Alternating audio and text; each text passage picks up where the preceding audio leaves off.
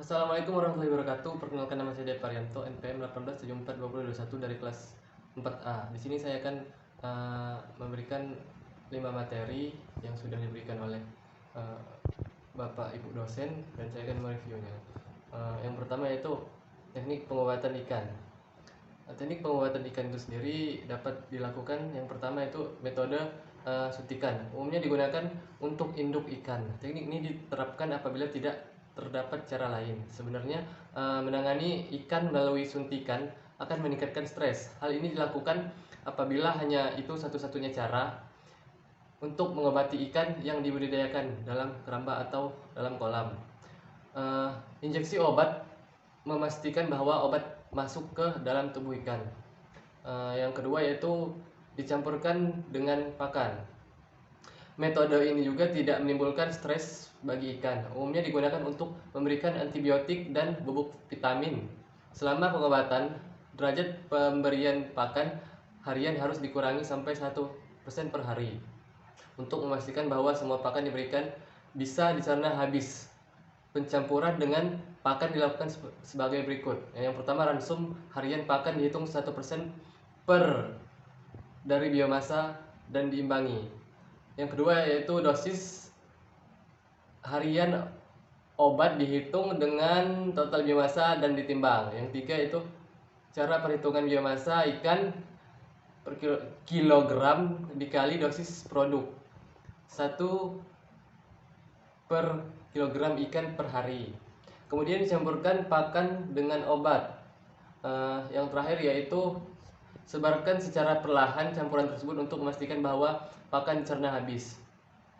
Yang ketiga yaitu dicampurkan dengan air. Metode ini umumnya digunakan untuk memberantas ektoparasit dan bakteri eksternal. Meski sederhana, perendaman dengan bahan kimia atau obat memerlukan kehati-hatian untuk mencegah resiko selama pengobatan.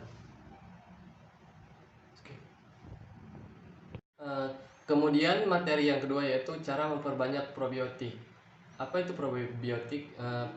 Probiotik adalah mikroba atau mikroorganisme asal laktat seperti Lactobacillus dan lainnya yang menguntungkan bagi hewan inang termasuk ikan, sehingga berperan menekan pertumbuhan populasi mikroorganisme patogen atau bakteri. Fungsi dari probiotik sendiri yaitu menguraikan sisa pakan, senyawa organik dan pakan terlarut dan kotoran ikan, serta menekan pertumbuhan bakteri jahat. Cara memperbanyak probiotik sendiri dapat dilakukan dengan cara yang pertama, menyiapkan bahan seperti air gula merah yang dimasukkan dalam jerigen 20 liter. Kemudian masukkan bakteri E4 ke dalam air gula merah di jerigen agar berkembang biak. Selanjutnya didiamkan selama sehari.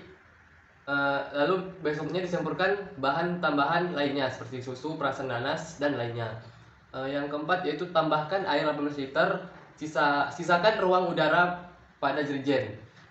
Tutup rapat sampai 1 minggu. Buka tutupnya bila perlu. Usahakan beri saluran udara menggunakan selang pada tutup jerigen. Yang terakhir yaitu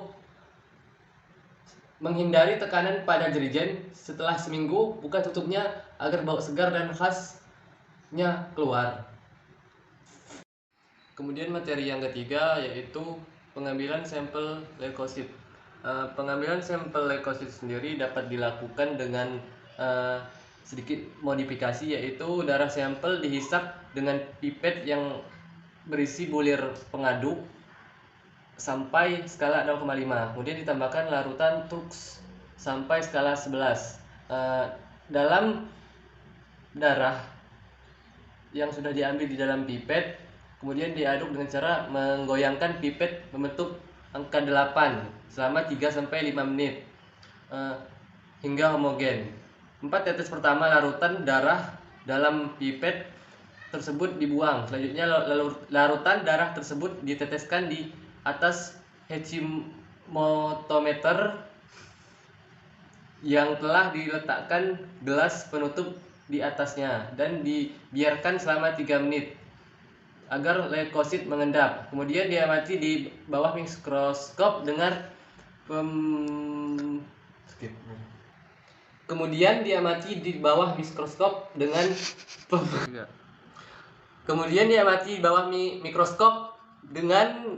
pembesaran yang dekat. Skip dulu, jangan ketawa. Kemudian diamati di bawah mikroskop dengan pembesaran lemah. Selanjutnya, kemudian sel-sel leukosit pada 4 kotak besar dihitung. Masing-masing kotak besar memiliki 16 kotak kecil. Kemudian dihitung dengan menggunakan rumus. Kemudian materi yang keempat yaitu teknik pengambilan sampel hemoglobin. Sampel hemoglobin sendiri yaitu bertujuan untuk mengetahui apakah ikan tersebut terkena penyakit atau tidak, dengan cara sampel yang diambil dari kolam dilakukan pemeriksaan parameter hematologis yang meliputi nilai hematokrit, kadar hemoglobin, jumlah eritrosit, jumlah leukosit, pembuatan preparat hapus darah, dan pengamatan parasit dilakukan di laboratorium.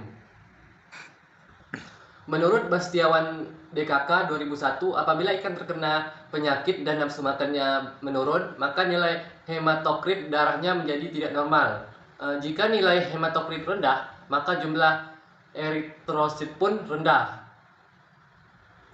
Selanjutnya, materi yang terakhir yaitu pengujian biosai atau bahan tercemar yang berada di perairan. Biosai sendiri yaitu metode untuk mengukur tanggap suatu organisme hidup untuk menentukan keberadaan atau konsentrasi bahan kimia pada suatu perairan. Contohnya seperti dilaporkan bahwa metode biosai cukup sensitif. Itulah tadi materi yang bisa saya sampaikan, kurang lebihnya saya mohon maaf. Wabillahi taufiq wal hidayah. Wassalamualaikum warahmatullahi wabarakatuh.